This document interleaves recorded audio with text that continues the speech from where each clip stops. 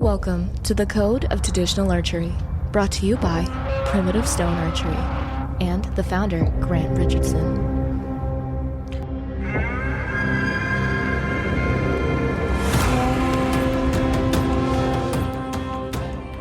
Welcome to the Code of Traditional Archery.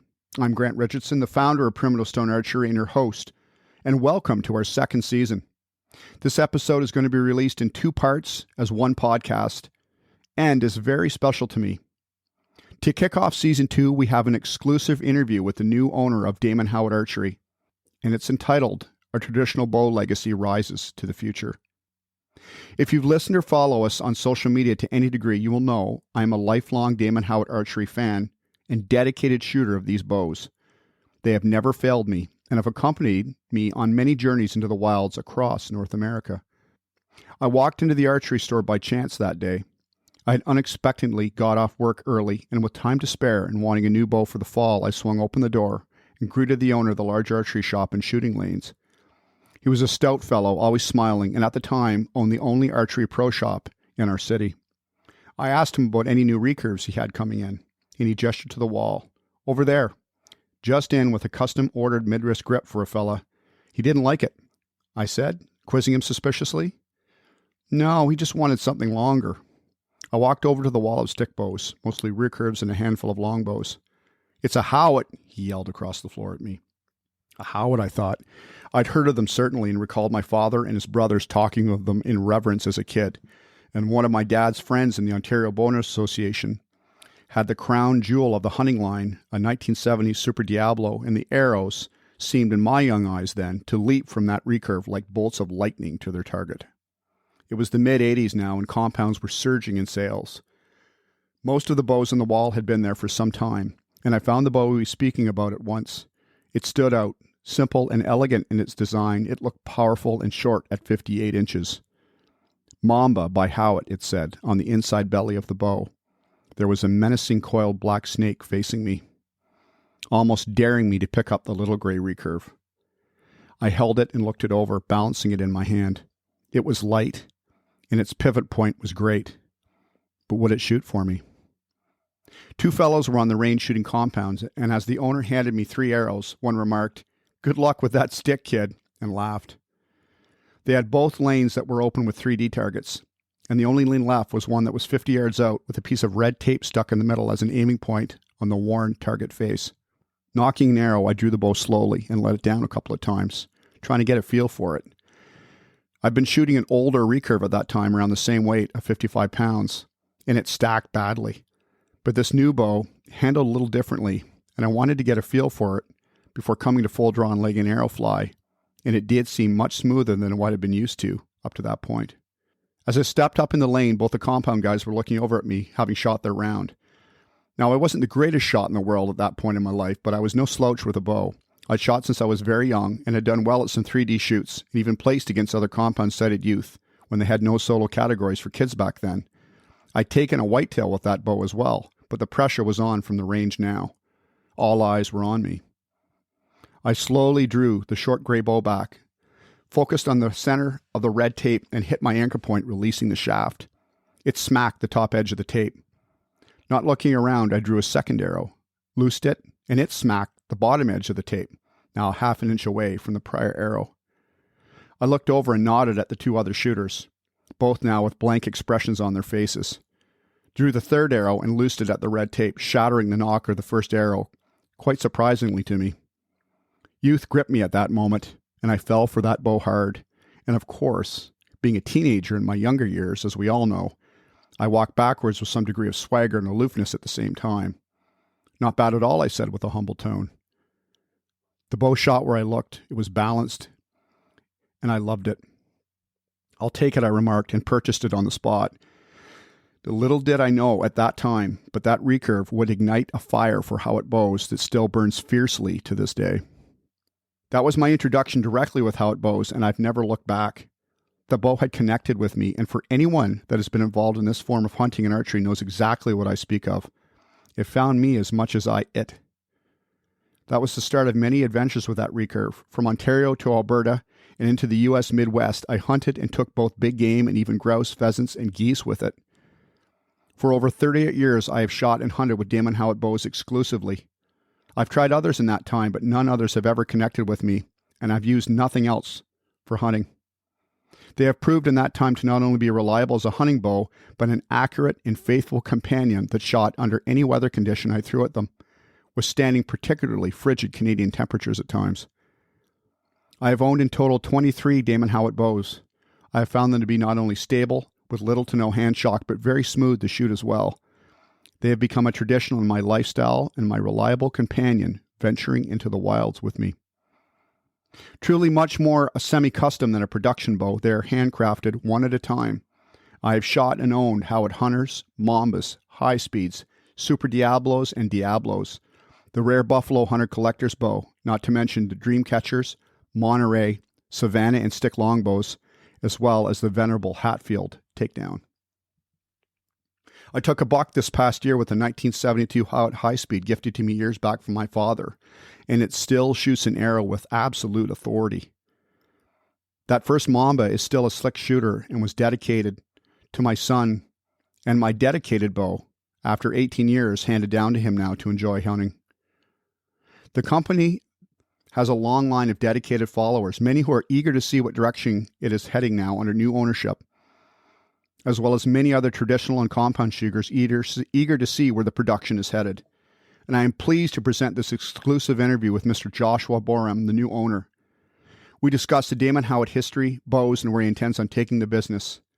Josh has a high level of both energy and passion, an evident perfectionist and candid in his views. He is down to earth and sincere, obviously aiming high in whatever he chooses to involve himself in. Whether Damon Howitt bow fan or not, I hope you enjoy listening in on what Damon Howitt's future holds, as much as I did speaking with Josh. Part 1, meet the new owner, history and direction. Yeah, we'll go for it, man. However you want to start. Cool. So I'm super pleased to welcome Josh Paul Boram, the new owner of Howitt Archery, to our podcast. Thanks, super man. exciting. Yeah. So welcome, Josh. Great to be on the show, man. Sorry it's been taking me so long to get to it. We had a crazy ATA show, so finally now we're had a little bit of time. So thanks for connecting. Appreciate it. Yeah, it's fantastic. It's a huge deal for me actually, because I, as you know, I've shot nothing but Howitt for close to 40 years. That's awesome. Yeah, it's funny because the bow actually becomes connected to you. There's a sort of a mojo that happens between that, right? So yeah, I'm super excited for me being a pretty diehard Damon Howitt fan. So now it's under new ownership and direction.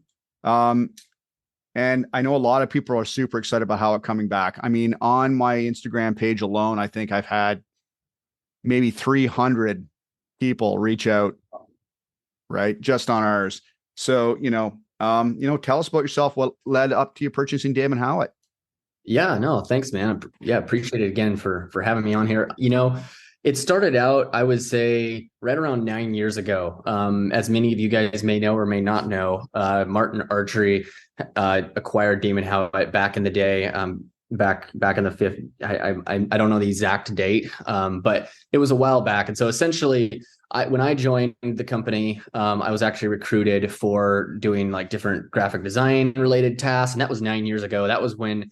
And I was actually, funny thing is actually when I was a kid, I actually had a Martin Cougar 2 bow. So like back a long time ago, it went way back. So when I got recruited, I was like, no way, it's Martin. And then I realized, hey, I'd actually owned one of their old compound bows. It was so cool. So I was like so excited because I'm like, man, this is like such a cool company and I get to work for them. So I went there and actually learned a lot about everything, just about archery in general, because it was more of just like a hobby before. And it, I was able to learn a lot about the process. I mean, I was out there, I'd regularly, on a daily basis, see the Howitt team out there, all the bowyers working on stuff. And I always was like, man, that's so cool. Like the process that they'd go through. And I've actually loved woodworking. I've built all kinds of stuff. I mean, anything from cabinets to just all kinds of things. I mean, but archery is it's definitely a different, it's a different animal, but it's really cool because, like you were saying, it's connected to you as a hunter or as an archer. I mean,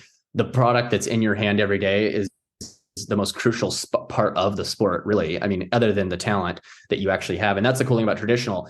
As I worked for Martin Archery, I was like, you know what? I had a compound bow because that was just the rage. And I was just like, man, it's just like so boring after a while. You just pull this thing back, you peep sight it, you're just done. It's like, what am I gonna even do anymore? I mean, you just keep shooting it, and you're it's just so easy that it almost doesn't become fun. I mean, normally the things in life that take work, those are the most satisfying and the most gratifying things to do. And I think that's the beautiful thing about traditional archery specifically is it's the most gratifying thing that you can possibly develop as a skill. And that's at least my own opinion. So when I started shooting some of the Howitts, I was like, man, this is so much more fun than compound. And so I put the thing away. I think it was a Martin Nemesis Nitro, but I never, like, friends would come over and I didn't even want to touch it. It's just like, okay, like I want something that I can kind of have that instinct feel where I'm not just sighting down something. It's just so much more fun to just pull that thing back and you just have like this. Yeah, I mean, it's instinct. I mean, a lot of people argue about, is it instinctual? Is it not? I think in the end, though, it's just a fun sport. Like, it's just in every way, it's fun. And so I loved the Howitts, just all of those bows, shot them. I had multiple, anytime I could get my hands on another one, I'd buy another model. So I liked the product. But then later on, I could see, like, as I was working there, it was definitely 100% focused on compound. So there was much less focus on the traditional side. I mean, everyone wants the compound, right? Well, that's what they thought. And so, and I still think, compound obviously takes up the largest demographic of archery currently because everyone's excited about it. I mean, it's easy to hunt, whatnot. But what I still always had just kind of in the back of my mind, I was like, man, like, traditional, just, it doesn't change, like, it's something that, it's innovation proof. So for example, you can come up with cool ideas and cool designs, which, by the way, I'm really excited about Damon Howick. We've got some really exciting designs that are going to be coming about in the future, because a lot of people are like, man, why isn't there any new designs? You just keep selling the old stuff.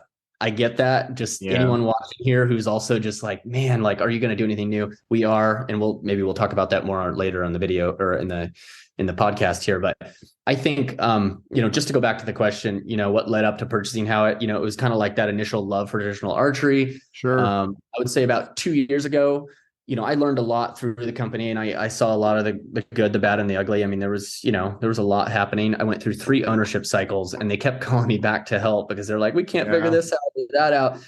And I was like, okay, sure, I'll help, and many times I'd even help out, for free or just to help them out, just because I was like, these are nice guys, like, whatever, I'll just help you out. And many times, even with this latest ownership cycle, I just help them out. I mean, today they called me on something and I'm like, sure, I'll just help you out. I mean, it's, I like to treat people good, and it just feels good to help them out. But, there wasn't a lot of love for that traditional side, though, that I could see. There wasn't a huge amount of focus. And so I tried to buy it, actually, because the first company, I don't even know if they realized that Damon Howitt was a valuable asset, and they were just interested in the compound stuff. And so I contacted one of the guys there who was helping manage. His name was Scott Landwehr. Some of you guys may have known him, who may be watching this, but really cool guy. But he was like, yeah, I'll let you in and you can look at everything. And so I did like an inventory. I took photos of all the equipment, everything. I had the process documented because I actually kept in contact with some of these boyers, Antonio, we've got Ben here. Like, so I would keep in contact with them, and I asked them all, hey, would you be willing to come back, at that point? And they're like, yeah, we'd love to. Like, we don't know why they're moving it or shutting it down. And so I kept contact with those people, and I was like, man, we could put this back together. So, and that was probably now that I'm thinking, it's probably around 3 years ago, but it just didn't work out. I guess that company, the Martin company at that time, they decided randomly, because they'd already taken the compound stuff. They were just ignoring the traditional, or at least that's what I thought. And then they decided, hey, we want this. And I was like, okay, well, you know what? Like, that door closed, so we'll let it go. And they actually didn't even contact me. Then, like, a year later, they're like, we need help. Our website's terrible. We need help with this, that, and the other. And then I kept contact with them. And anyways, to make a long story short, before I take up the whole podcast just talking about this. No, it's great. They ended up contacting me and being like, you know what? Like, we just, we tried to move it to Georgia, but, move it away from the Pacific Northwest, but it's just not working. And we're not sure if we can find the right people to make this happen. And they were just unsure. And they're like, you know what, we want to sell it. And so I was like, well, they're like, could you help us sell it? And so I was like, yeah, maybe I could. So I actually put together a little thing about it to sell it. And I actually sent it to a couple of people who I knew who might be interested in this type of thing. And they were like, yeah, maybe I do want it. Maybe I don't. And anyways, no one was really like materializing. And I actually was on a business trip down to California with another company that I work for and consult for. And I told them about it. And they're like, man, that is a really cool company. And I was like, yeah, I really wish I could just buy it. But the price, I'm just not sure I can pull it off easily right now with what I'm doing.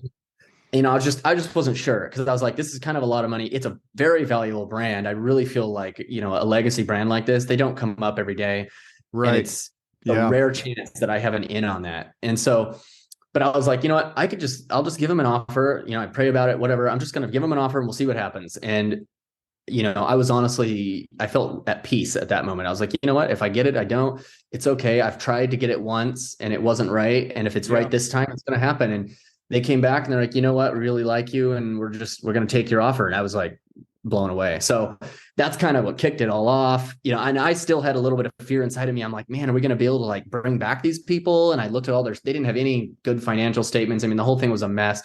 And I'm not trying to put down the previous owners in any way. They're great people, but they actually weren't personally managing the Damon Howat plant. They'd given it to someone else. And it was just, it wasn't, I won't even get started because there's a mess there. And there's no point to put anyone down about that, but it was difficult to even look at what was left with things. I mean, I had to I was able to use those pictures that I'd taken like 3 or 4 years ago. I was able to take those pictures and say, hey, what about this equipment? What about this piece? What about this piece? And I used that to negotiate a good price because, some of the stuff had been lost or stolen or who knows what.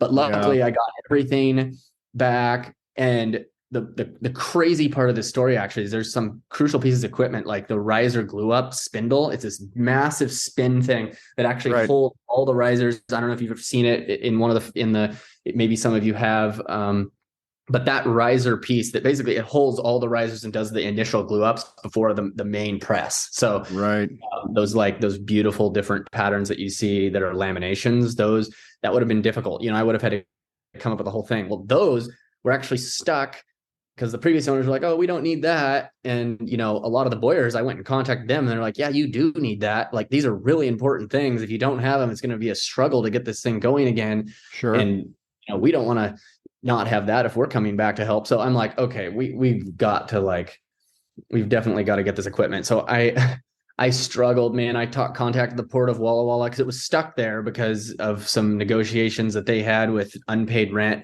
As I said, I don't want to, throw anyone under the bus, but there was some real problems there. But luckily they worked with me. The previous Martin ownership paid their bills, and they were like, well, we're just going to throw it away, but if you get it today, we'll give it to you, all this stuff. Oh, wow. So I think I was actually talking to you, Grant, when I was, that's right. Yeah. It's like, yeah, we want to do a podcast. And I was like, man, I can't make it. And this is actually at the same kind of time when I should have been like planning for Kalamazoo and a lot of events that I wanted to go to, but I was like, this is just not going to work out. Like, I am literally down to the day to get this equipment out. So I literally went over there with a friend, got a trailer, and I loaded up everything I possibly could to salvage, but I got everything that we needed. I got. Awesome. So that is just, it's a huge, like almost a miracle. It's just insane that I was able to get this stuff because they were going to throw it away. And then one of the other Boyers was like, yeah, you might want to go look by the dumpster because they might have thrown some stuff away that were good. So I went through and looked at that, and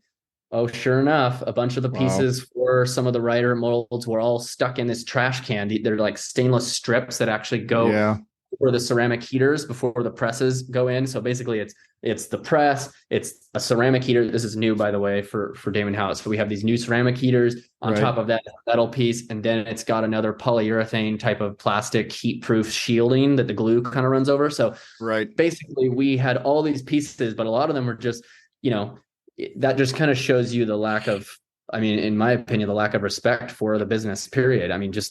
There was just no no respect for any of it. But luckily I was like just able to salvage so many of these things. I mean, it's just, when I think about it, I'm like, man, that was crazy. Like that was close. So Yeah, no that was kidding. the dollar thing, dude. It was nuts, man. That's Definitely crazy. yeah, that's sounds pretty serendipitous, eh? Just the whole It's timing of it. Yeah, that's crazy.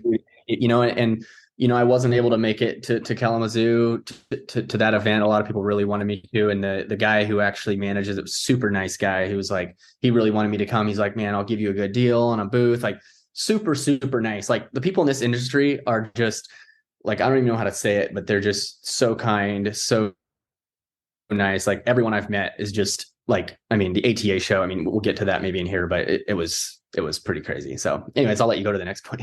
Yeah, no, like tell us about the ATA. That's a big deal. Yeah.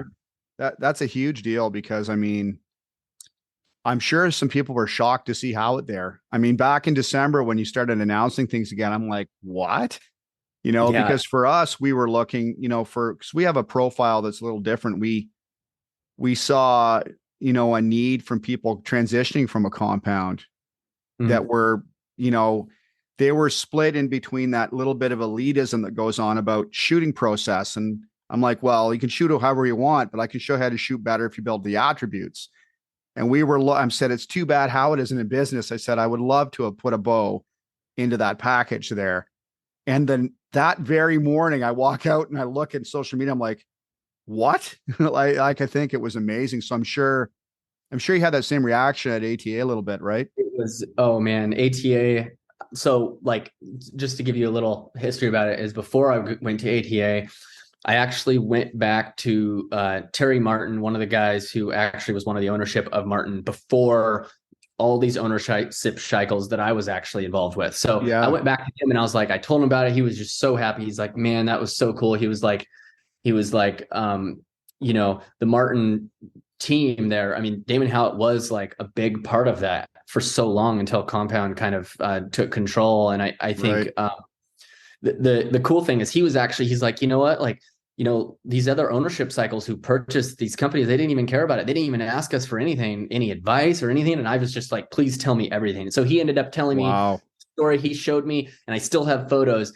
I might send one to you. You can actually put on your podcast here on the video, but it's an actual photo of the Mel Johnson bow that actually Mel Johnson had when he shot that record Oh, buck, that's which is kind amazing. of a cool story. But he's actually got the bow there, and he's like, when they were selling everything, he just got rid of all these traditional bows, and he went to the auction and bought everything. So I had a Wow. really fun talk with Terry, and he recounted all of the times, the Olympic, when they shot the Olympic arrow, he was recounting those times where it was Yeah. just, they were like, man, I hope this bow shoots it. And it's just so cool to like connect with that history. And I think that's what's important, is like when you care about something, you really care about its history as well, and how that moves the company forward. So I wanted to go back to its roots and like figure out, hey, like, what is this, what was missing here with these other ownership cycles? I mean, there's a lot, but one of the things is just that love of the traditional side and the focus on it. And Damon Yeah. Howell was always a traditional line, Sure. but it just wasn't the focus. It's Yeah. kind of, you can't love two masters. You'll hate one and serve the other. I sometimes feel that way when it comes to Martin, because really they put so much effort into the compound side that there was just a lack of focus. And that's where you see the lack of new models coming out, the lack of, I mean, Mm-hmm. they just throw another piece of different wood. And I think that's the complaint that some people, there was a video that was recently posted on YouTube by, I think it was Archery Supplies. And he was like, where is Damon Howlett? Where are they now? And I thought that was kind of an interesting video, which Yeah. I want to make another video myself. But yeah, I get it. Like it is a concern. It's like, where are they? Like, what's happening? There was just no communication. There's no Yeah. focus. Yeah. It was maybe like 1 or 2 pages in the back of their catalog. But now when I go to ATA, going back to that question on the ATA, Yeah. the exciting thing is that now we have our own catalog. We've got our own website. In fact, the crazy thing is the last like 2 ownership cycles, nobody even bought DamonHowlett.com from the original owner, Terry Martin, that owned Martin Wow. Archery. Like they That's didn't even care about the yeah. website. Yeah. And so I went to him. I mean, this is a nice, I mean, I was terrified they were going to be holding that domain for a ton of money. Before I even considered buying Damon Howitt and made any official offers, I actually went to him and I said, hey, would you sell me the domain? And I offered him, I think I offered him like 20 grand. I was like, I'll buy damonhowitt.com for 20K if you'll sell it to me. And he came back and he was like, you know what? Like, I love what you're doing. I'll just give it to you for 5 grand. So I was able to get the domain alone, which was so important and crucial to make this thing successful, is it needs to have its own website. I mean, that's what people are searching for. So, I mean, that domain's been around since like, I think the 80s or something, but it never was really used for anything. It was just a website. And then the Diversus Capital purchased Martin Archery. They didn't even buy the domain. I don't know what happened. I mean, that would have been like as a business owner myself, that's the one of your main things. I mean, your website is kind of like your parcel of land per se that you can build on in the digital world. So like, if you don't have that, like, what the heck are you doing? So, and then the next company, they didn't buy it. I mean, it's just like, it kind of blows my mind. But like I said, you can't love two masters. I think that's what was so cool about this getting split from the Martin side is Damon Howitt is its own company. It gets to focus on what it's done best for so long. And that is traditional archery. In fact, when I was working with Martin Archery, the one product that never had problems or very, very minimal in returns was the Damon Howitt wood bow section. In fact, they had issues with compounds. They had nightmares, I mean, I won't even go into it, but I lived through many cycles and got to see a lot of issues. But the Damon Howitt, there was just never any problems because they're done the same way. I mean, there's a certain process to it. And if you get that process down precisely and everything from your glue up to your tip in to your tillering to centering, like whatever, like all of these different parts of the process, if you have that process perfect, your boilers are good, they know what they're doing. And like, you got a good product. And so I just always, going back to the ATA, we go to the ATA show and I'm just like, I'm thinking, I almost was scared. I was like, man, did I just purchase a very expensive tax write-off, or is this going to actually work out? I mean, you just don't know because like, I'm not sure if people are even interested, it was really scary. And I still remember like the first couple of days coming up to the ATA show, I was working night and day on the website, like working so hard on the website because I wanted that to look perfect. And before the links over and I did this reservation thing, which is still live right now, by the way, for anyone wondering, you can go to damonhowitt.com and you can basically pick your bow, your poundage, right hand, left hand, and then reserve a bow. And then when we're ready to produce, we'll give you an email. But so anyways, with that being said, I put that out there, not even sure if we were going to have much of a business. Like, I was scared. And I get to ATA. I didn't even know where we were going to be at ATA. Luckily, the previous owners negotiated with me. Like, when I purchased the company, to have a small spot, they gave me a small spot. I didn't even know it was a shooting little range spot. So I was like, oh man, people are going to be shooting bows. I didn't even know they'd have that. So like, I found a local supplier for some arrows. He brought them by the show. I bought some arrows from the cash. I mean, it was just like, I'm just like literally trying to piece this thing together, and it's just crazy. So I get everything. I get the arrows, and I'm like, man, I literally brought a box of bows on the airplane, and like,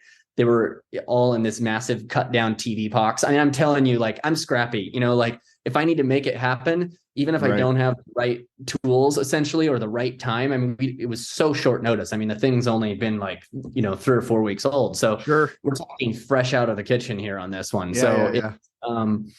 So anyways, I get there and I'm not sure what people are going to say. And oh my word, like, the reception was crazy. Like, I made a point to stop every single dealer that I possibly could, as well as anyone who would come to the show. And both my wife and I were there, and just nonstop positive comments, man. Like, I didn't hear one bad thing. So many of them were like, hey, like, you're your own company now? No way. And I just would tell them the story. I'm like, hey, we're now the oldest traditional only archery company, basically. And a lot of it was funny. The Bear guys came by and they're like, isn't that stretching the truth a bit? Like, are you sure? And I was like, well, I think that's true, because Damon Howitt it's been a traditional company, and it's definitely been a traditional company for the longest time, as far as I know. So it was a really cool story to tell people, and it was just amazing. I mean, honestly, the reception, we signed up tons of dealers, had tons of interest, and the reservations started coming in that first day.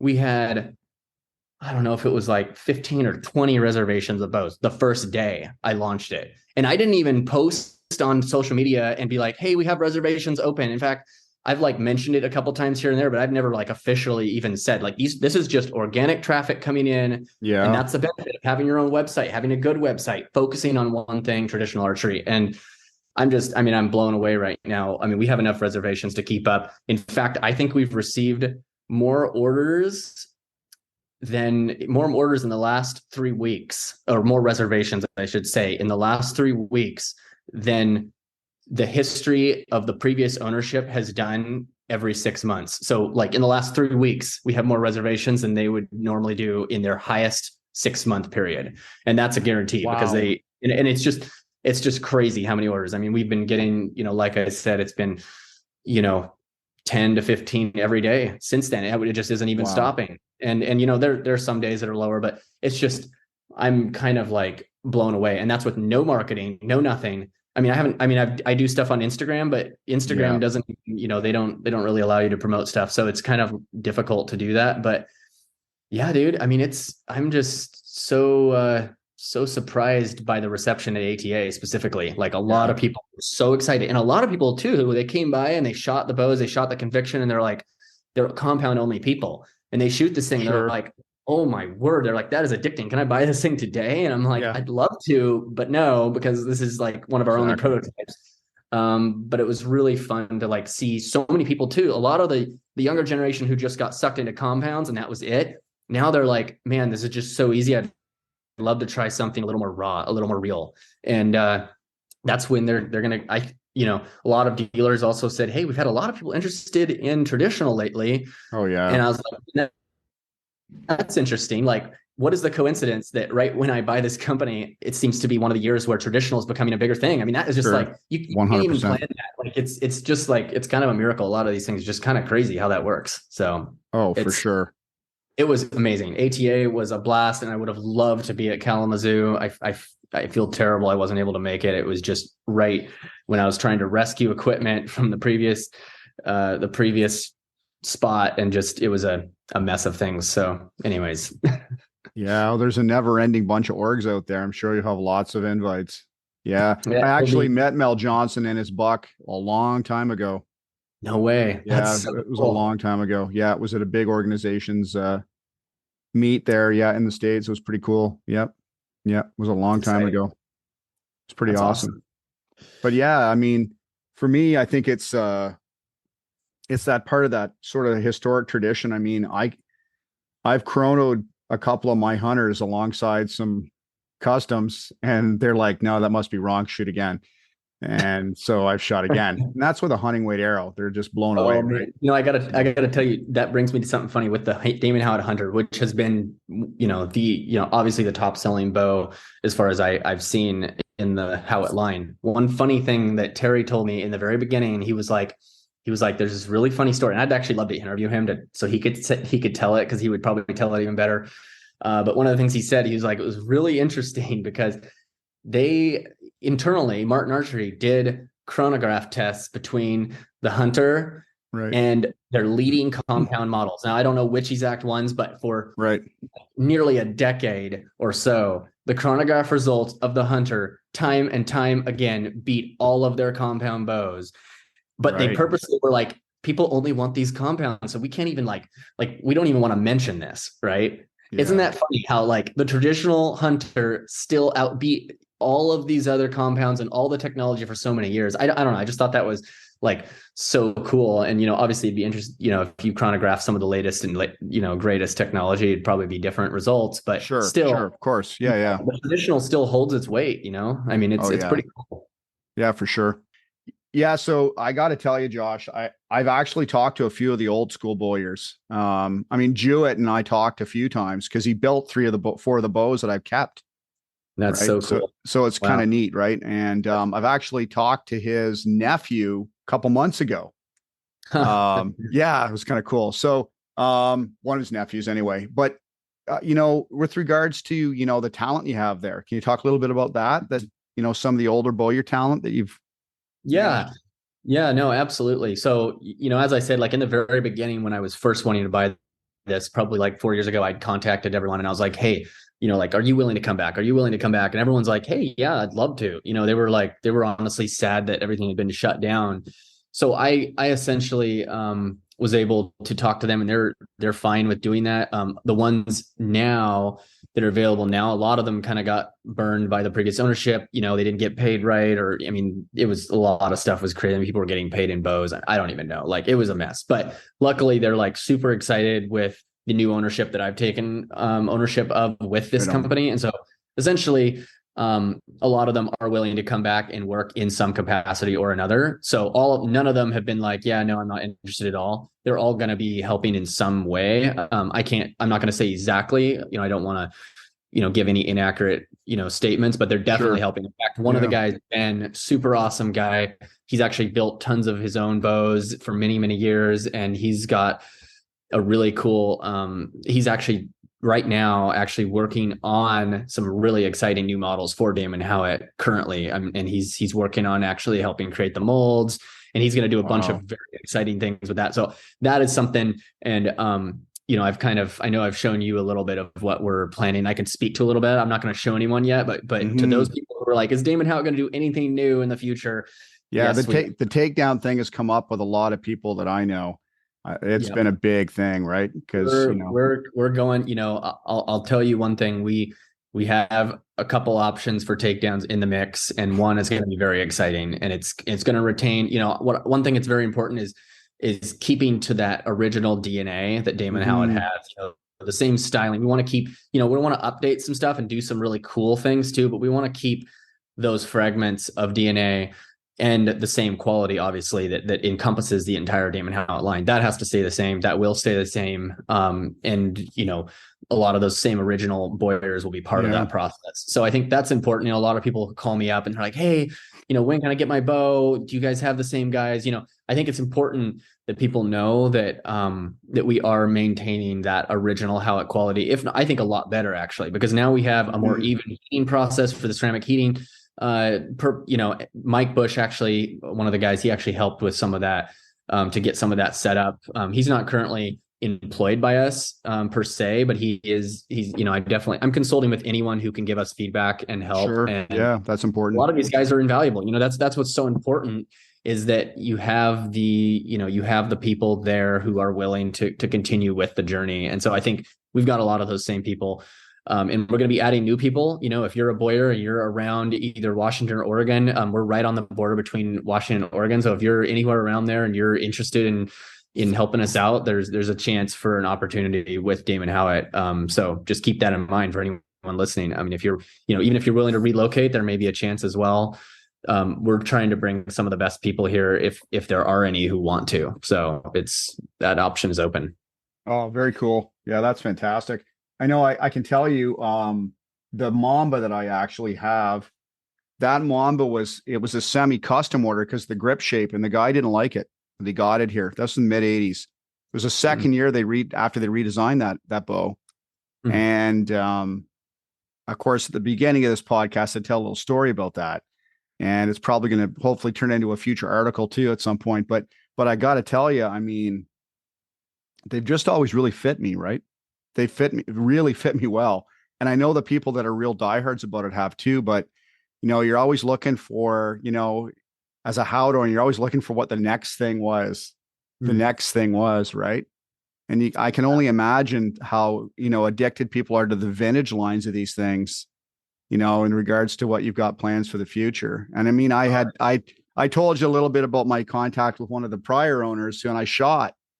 After winning several 3D shoots all across Ontario and some parts of Canada, right through to Nova Scotia. And, he's like, we decided we're not going to go with anything. So just send them back. Cause, there's no, what did he say? I can't recall exactly, but it was a long time ago. There's no real market for traditional bows there. I'm like, oh, okay. But I guess my point was, I'm like, well, you got 100 and some people at a shoot and 25 of them want to know what you just shot. Right. Yeah. And that's the thing is when someone has a bow in their hands that someone else wants to know what you're shooting. Exactly. Just what you're saying. And so I think that's the cool thing about this market is you almost, if you just create great products great shooting bows, everything that's part of that, like I go back to that whole Damon Howitt DNA, Yeah. those parts you can change, we can change some of the shaping we can do, and we're going to do some exciting things like the takedown, a wood takedown that's going to be, I believe, built off of the most popular Hunter, but it's going to have a little bit more modernized styling, Sure. different options of riser length. So, and we're probably thinking towards doing a front facing limb design, which is super exciting, which that's awesome. Which I know that was one of you were going to talk about that maybe in one of these questions, but there's some exciting that we're not, I want to be a leader. I want to be innovative to where we are doing different things than other people are doing. So I don't want to just copy whatever's popular. I mean, anyone can do that. But the truth is that I want to create our own, aesthetic that matches up with the previous bows, but it's something a little bit different. There's a lot of people, I mean, there's so many Damon Howitt owners out there that would love something that they can bring to a 3D shoot or to a shoot, and everyone is literally going to be like, what the heck is that? Like, I want. And that's exactly what I want, is I want to be able to get people interested just by seeing things. I mean, that's how you sell product, is people see it and they shoot it, or they see someone shooting it. And, that's how it's going to be exciting. I want to show so many people things, but I'm purposely, I don't want to just release too much because I'm too excited about it. But I think I want to just release little by little, and you'll see what comes in the next couple months. It's going to be good though. That's awesome. So what's your favorite Howitt bow? Right now, not the one you got in your head, but So right. Yeah. That one I really want, the one in my head, but honestly, the one that I personally love the best is actually the Conviction. And that's just because, I mean, the Dreamcatcher is just, I mean, everyone knows that was a legacy bow, a legendary bow, and I love the Dreamcatcher. Is actually developed and designed by one of the boyers at Damon Howitt, Ben, and man, it just shoots amazing. It's like that perfect, like the limb width up to the tips is absolutely just dialed in to where it's not too heavy, it's quiet, it's not it's just that perfect. And the grip is just like everyone at the ATA show that like put their hand around that thing, it's like, oh my gosh, I want to take it home. So we actually improved some of the grips that were coming out, were a little bit in my, I mean, they were a little bit bigger than you would want, just a little bit globulous. I don't even know if that's the right word. It's a weird word, but it's just kind of like it's interesting. There's just like the slightest, I mean, we're not talking a change, I would even say. It was just like a slight alteration in some of the grip on that is just, I mean, it goes back to some of the older ones that were really done well. And I think that's what's beautiful, is it just turned out so good. And every time I look at it, I'm just like, I love the natural glass, that real wood, that clear glass that you can see through that natural wood. It's just beautiful. Fantastic. I mean, black is nice. Black is always, everyone's going to love that, but that natural wood all the way through. A lot of people at the ATA show too express their interest. They're like, yeah, I love that one. And so, I mean, I just love the look of it. I definitely, anytime I'm going to pick up one to shoot, it's that one so far, but I do love the Super Elite or the Super D. That's another one of my favorites. I mean, I just love the styling. I mean, it's a killer looking bow, man. Like that's probably my second favorite. And then third is just the Hunter, just because it's a good bow. I mean, you can't go wrong with a Hunter. So I guess I have too many favorites. I don't know if I have one, but Conviction right now is currently my one. And then the one that's coming will probably be my favorite soon. But yeah, some of you guys will, follow us on Instagram or Facebook, and you'll see when that comes up probably. But right on. Yeah, I own one of the rare Buffalo Hunters, which was about 2 inches longer than the Dreamcatcher, and I just let it go to a very good buddy of mine, and he's promised me, hand on his heart, that he'll give it back to me because he knows it was important to me. It was a gift from my mom and my wife actually, and they were rare as hen's teeth. That's great. And it's walnut with red elm, and it's a crazy bow. But anyway, and you as well in that bow. But it's modeled, it looks like the sister to the Dreamcatcher almost. That's awesome. It's a little darker. Yeah, that Dreamcatcher, I definitely love.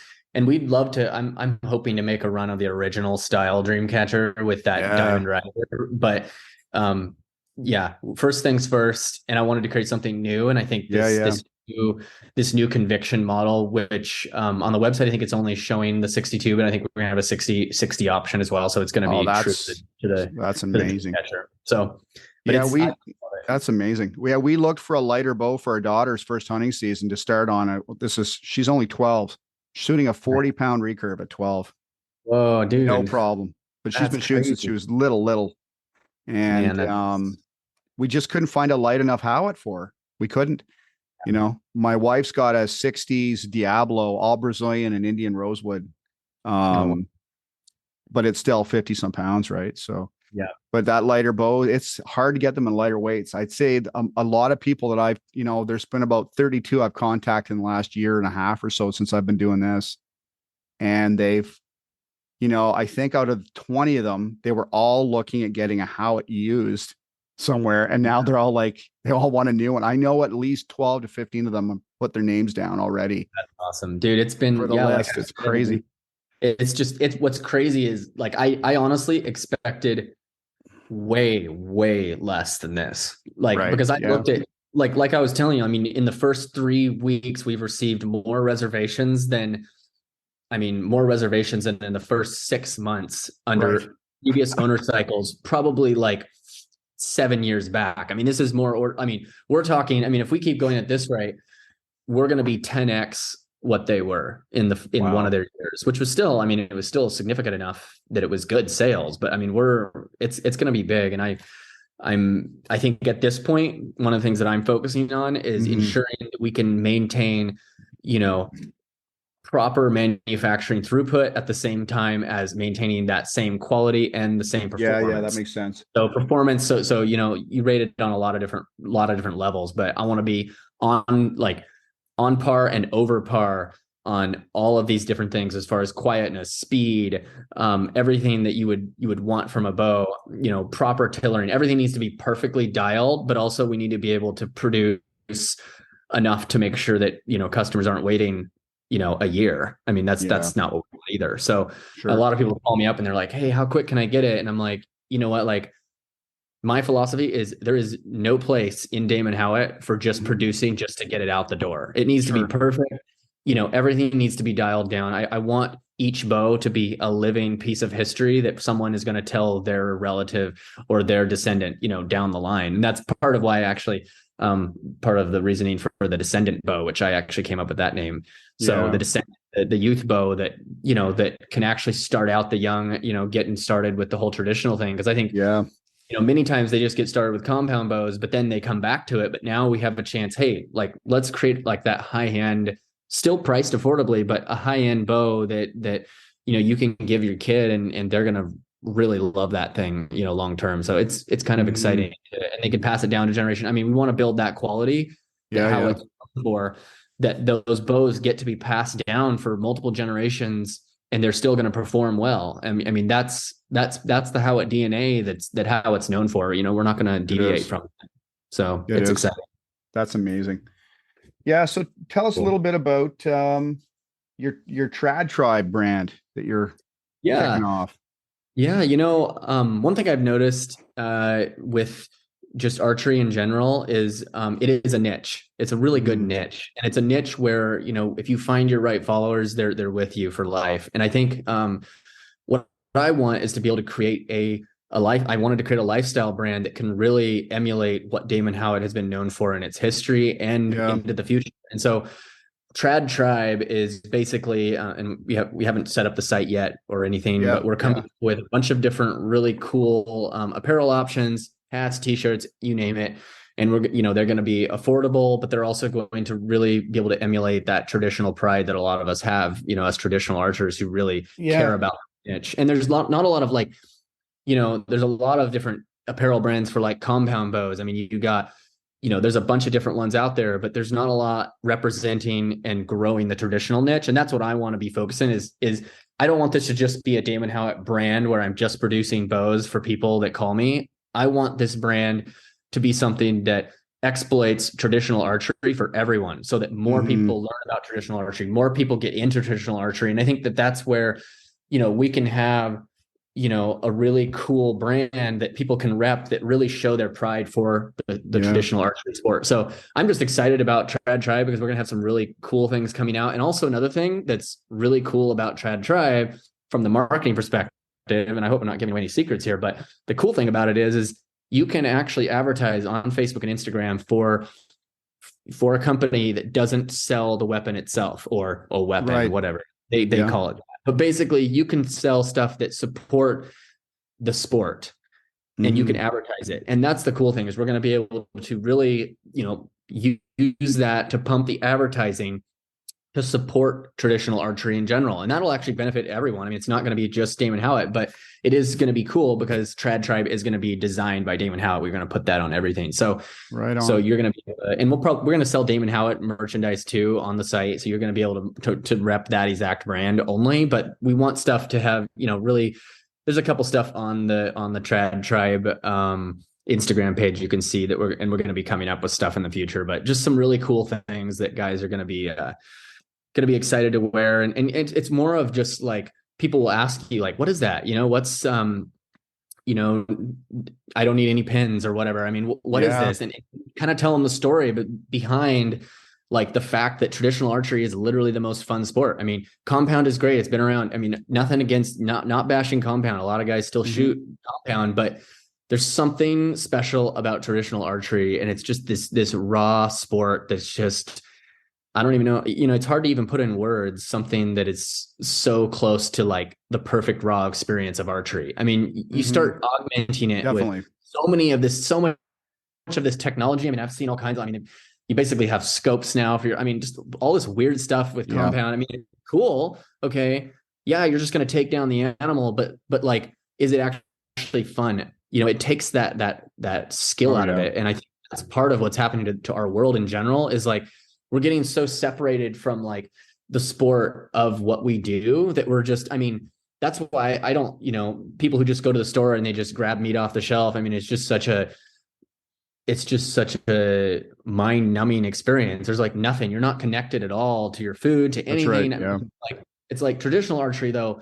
It puts you in that front seat of being able to just experience what archery really is. And so that's part of Trad Tribe. Like, I just want to use that. I mean, to really kind of move the movement forward to adopting traditional archery. And I think a lot of people already are adopting traditional archery. So I see it as a growing thing, which is so cool. Because a lot of these people, they only shot compound and they come back and they're like, a lot of the people that came by our ATA booth, they pick up the Conviction and they're like, yeah, I've never shot. I only shoot compound. They pick that thing up and they sling a couple arrows, man. They are just loving it. Like they literally, I had multiple people were like, I will take this home right now. Can I please take it home? And I'm like, I wanted to, but I was like, no, but that's amazing. I mean, it's just fun, like there's something cool about, it's been around for so long too. Like archery is literally like, it's so old. I mean, it's down. I mean, I was just reading verses in the Bible about it. I mean, this is old stuff. I mean, this is stuff that's all the way back as far as you can imagine. I mean, this was literally the purest sport because it's been around for so long. I mean, I think it was listed as one of the oldest sports, period. I think it was probably one of the first things that was used to ever, to feed mankind in the beginning. So, it's one of those things that something that old doesn't just get canceled by technology. And that's what's cool about it is it's not about technology with traditional archery. It's about that raw experience. And you can come up with better ways to maintain traditional archery and have a neat product. I'm not against innovation. 100%. I think there's going to be innovation. Damon Howitt's going to see a lot of innovation, but it needs to still keep that same DNA of that traditional archery, which we're going to maintain. 100%. I can tell you for sure, like I see a separation between the bow hunter and the shooter a lot of cases. And when I have a fellow that comes to me and says, hey, look, I want to shoot a stick and string, but I don't want to do X, Y, Z, wound, injure. Like, I don't want to do that. I'm like, well, first of all, you're going to have to relearn how to hunt a little bit because you're going to have to get closer and you're going to have to maintain because it's perishable skill.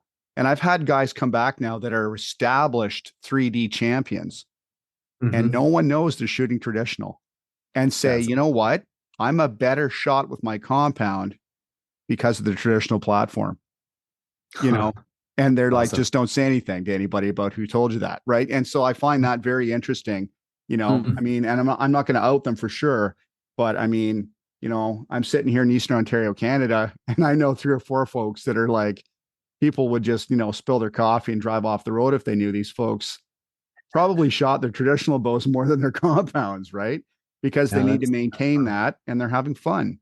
And Yeah. again, like, it's funny. It's nothing against compounds, but it Yeah. certainly will. I had one fellow say it will change your perspective on archery totally, right? So And it's that's what you mentioned, that just that fun aspect. I think like when you have fun with what you're doing and it's just an exciting, it's a fun sport. When you're doing something yeah, that's more fun, and personally, I think traditional archery is way more fun than compound. But yeah, if when you're doing something like that, the sport lasts, it like you're does. still doing it. You're getting people, you're getting your friends to do it. It's more of an exciting thing. And I think that's why, that part of traditional specific archery is what is going to keep people hooked. I mean, it does. I mean, you've had many people transfer over from compound to traditional yourself. I Mm-hmm. mean, Yep. it's addicting.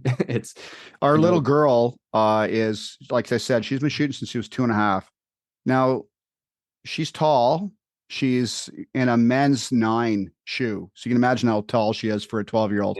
But my wow. point is, she's been shooting a long time. I have people frequently come to me, how dare you let your daughter shoot a 40-pound bow? I'm like, whoa, whoa, whoa, whoa, whoa. She's been shooting since she was 2.5. So cool. That's awesome. So, I mean, for the last 3 years, she's been shooting a bow in between 25 and 35 pounds off and on as That's she neat. worked her draw length into it. I mean, because in Ontario, we have hunting weight restrictions and you've got to Yep. abide by those restrictions.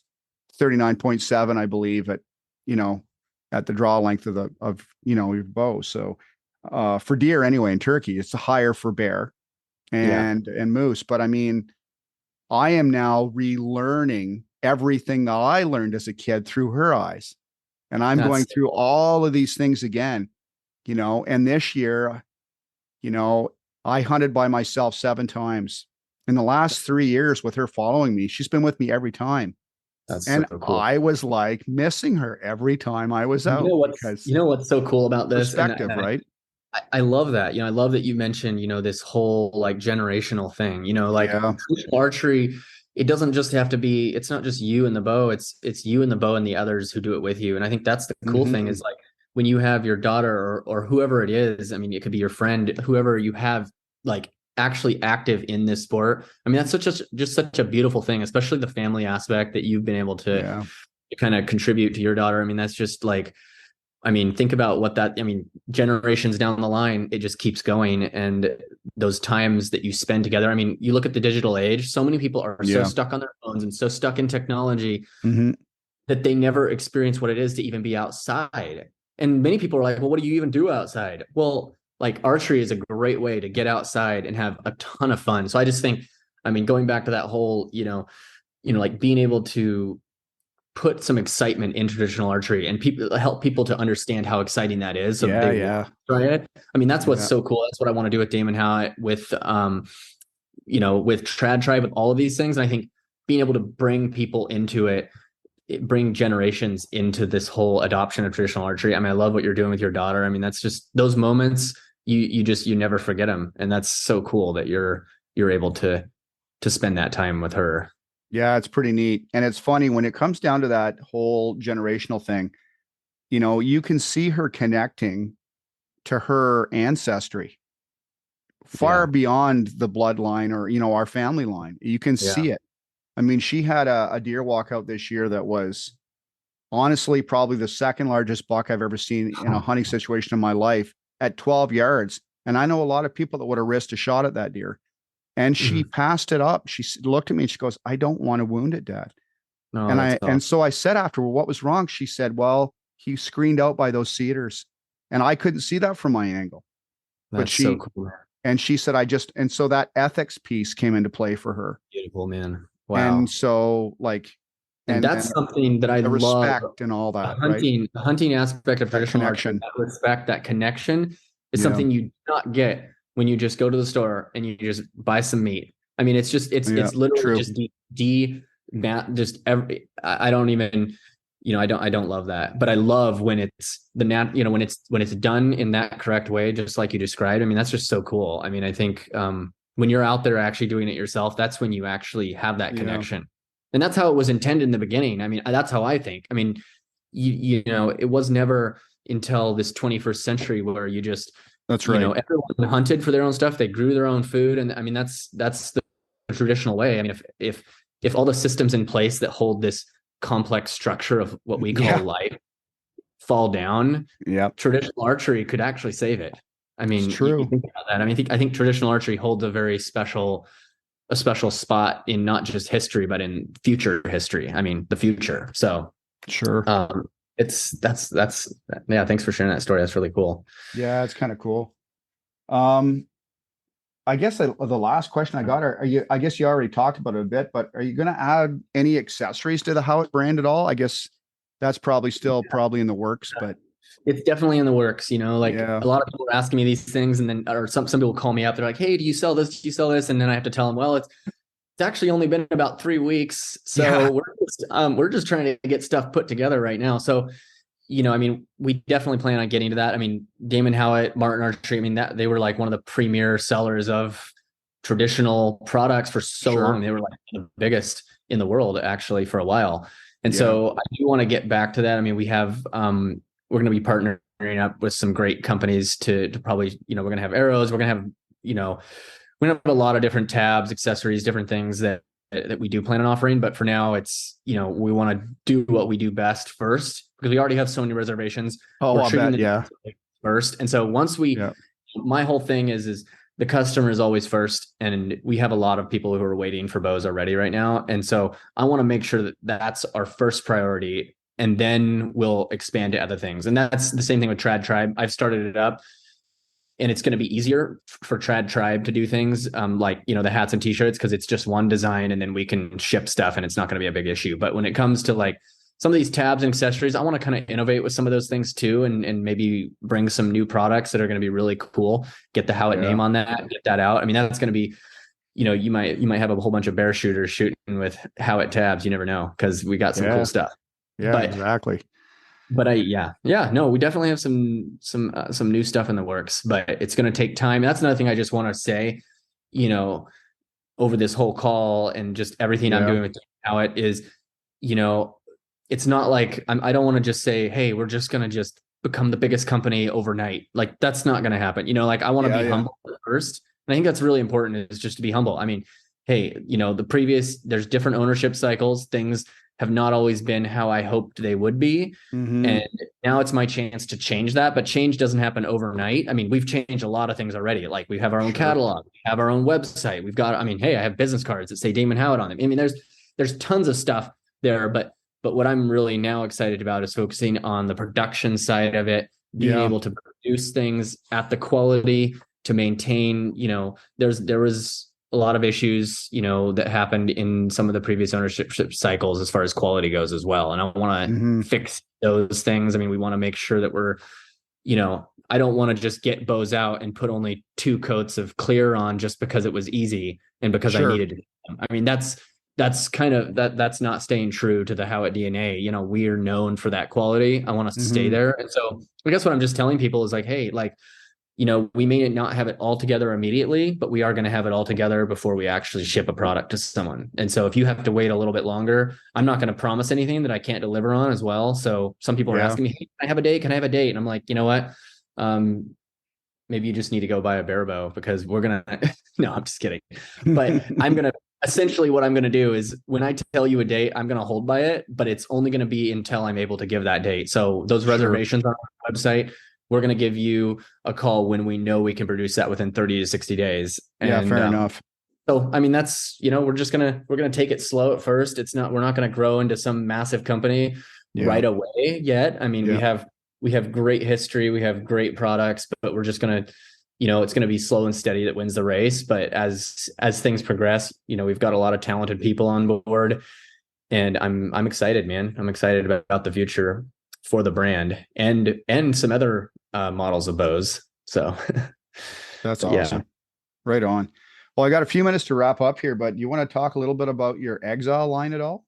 Yeah, no, I'd love to, man. So yeah, on those other bows, you totally read my mind there. So you kind of the thing that I've been wanting to do is is right now, and I talked to a lot of dealers. I surveyed a lot of dealers to talk to them about this as well, and it seems everyone's saying the same thing, and that is that, hey, we only have a couple of choices, at our store, at our shop, and that is either a cheap off-brand bow that's not well QC'd. I mean, just some cheap thing that's right around $100, right? We have that option, and then we've got bear stuff that's right around that $500 mark, $600 mark, and then we have your stuff, which is a little bit higher end, obviously, in that $700 to $800 range.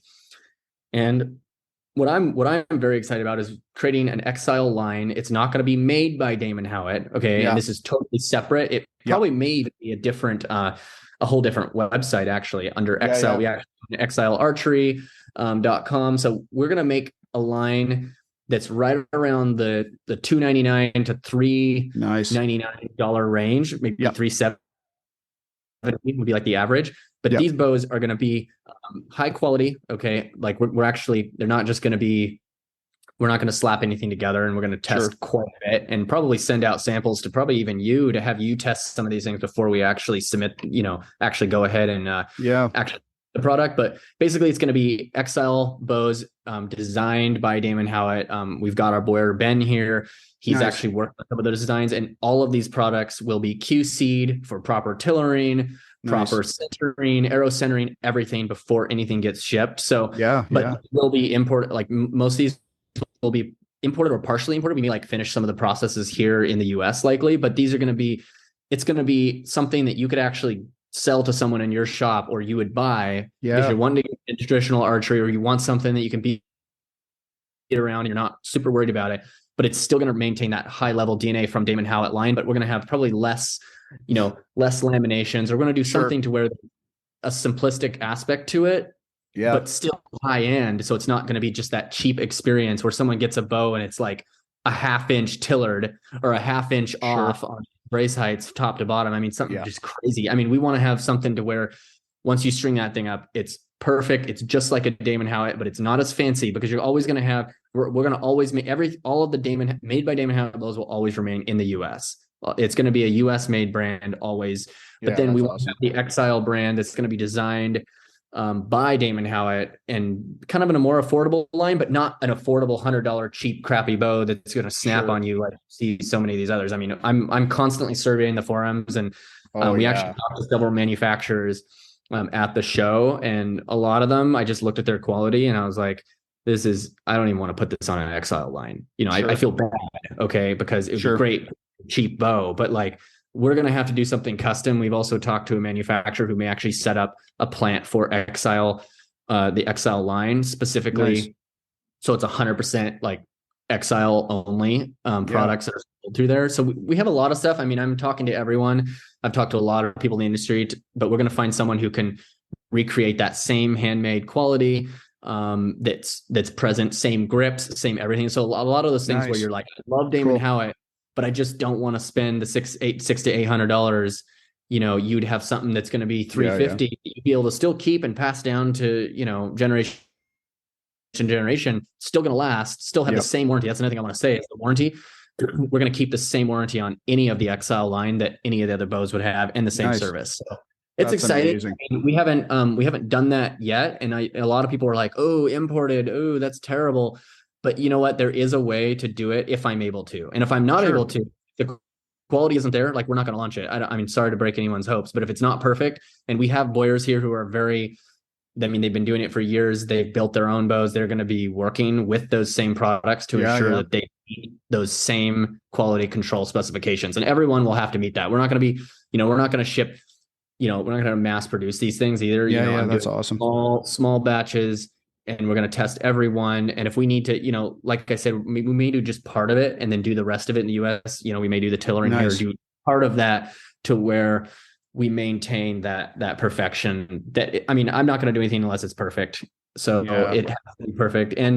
And I'm going to hold to that too. Like it may not be easy. We may have to throw away product. That's okay. It's not about profit in this industry. It's about relationship. And so if we can give people great products, then that relationship will be a positive one. If we're just shipping out junk, it's That's not what we're about. I mean, I'm also, one thing I wanted to say about this company is we are not held by any shareholders.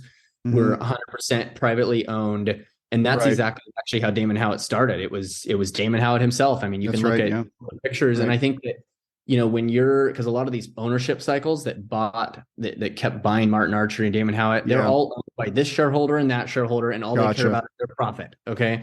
Yeah. But for me right now, this whole brand, I could stop everything and do nothing, and I'm still going to be fine financially. And that's what's important, is when you're not Yeah. in debt to someone. If I'm in debt to someone now, I just have to produce, right? I'm Sure. motivated to ship you a crappy bow just because I need your payment. Sure. That's not what Damon Howitt was in the beginning, and that's not No. what it's going to be moving forward. So that's kind of the exciting thing, is I think being able to have that private ownership, bringing it back to its roots, it's going to be good, man. And I'm just super excited about the future. Well, I got to tell you, the way things are going already, from the response I've got down here on my end, from what you're telling me, yeah, it's pretty. People are pretty pumped up. So It's exciting, man. And we got to follow through with it. It's easy to talk. I can yeah, talk here and tell you guys about all the exciting plans, but no one's going to really believe me until it happens, because I'm new. Like yeah, I yeah, get yeah, that. And I honestly respect that a lot, because a lot of people do just talk and spew out stuff. So we're going to have to, it may take us, I've been telling people anywhere from 3 to 6 months till we're fully in yeah, production. It may yeah. be less, it may be more, but I'm not going to promise anything I'm Sure. not going to deliver. So it's Well, exciting though. I'm pretty pumped up. Just to wrap up, when I was a kid, the first thing I ever heard about was a Super Diablo. My That's dad and his uncles talking about it. So, I mean, that was back in the early 70s, right? So, yeah, nice. I really appreciate you taking the time to in your schedule to Oh, talk dude. with us. I'm just sorry it took me so long to finally get here on screen. I mean, it's Yeah, like, it's going to be crazy as we get production set up in the next couple of weeks. It's going to be crazy. Probably the next couple of months, I'm going to be hammered, but yeah, it's good to talk, man. I appreciate you allowing me to come on to talk. I love what you're doing with the podcast, man. Keep it up. It's great. And I yeah. Right on. think it's cool to have more people like you out there promoting the traditional archery. Yeah, thanks, man. Appreciate it. Thanks a lot for your time, Josh. Yeah, man, I appreciate it. Anytime. We'll have to do another follow up maybe once we have a production set up. Maybe we can show you some of what we're doing. That'd That'd be be cool. fantastic. Yeah, looking forward to it. Yeah, awesome, Cheers. man. Thank you, Grant. Have a good one. You too. The bow is a very personal and connected component to the hunting archer, and it connects our mind and body to the arrows we send at our targets. The energy they deliver is sent by our efforts at mastering their arcing limbs in a never-ending pursuit for perfection. It is within that pursuit of perfection where we as archers and bow hunters become better than we were the moment, hour, or day prior.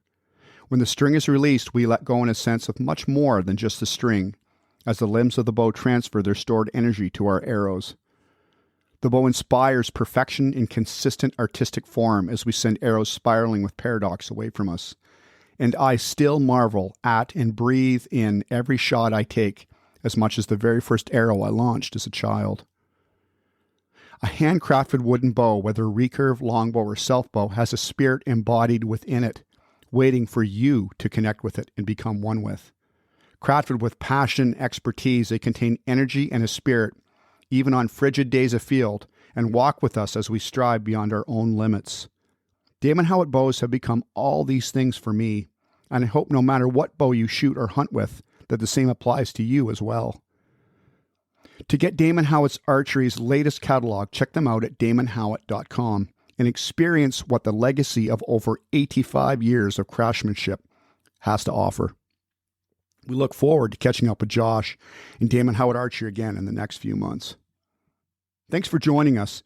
We appreciate all the positive feedback we've been getting from our folks and our courses and content from all over the world.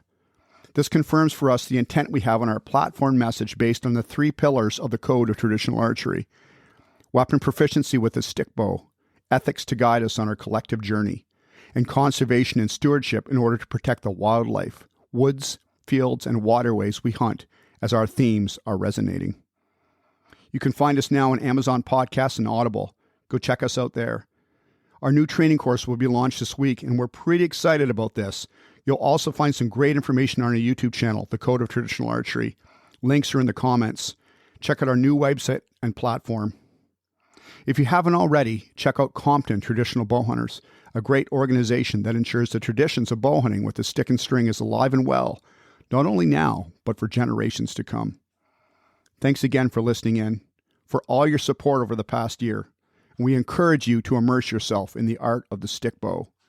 Shoot straight and walk with us.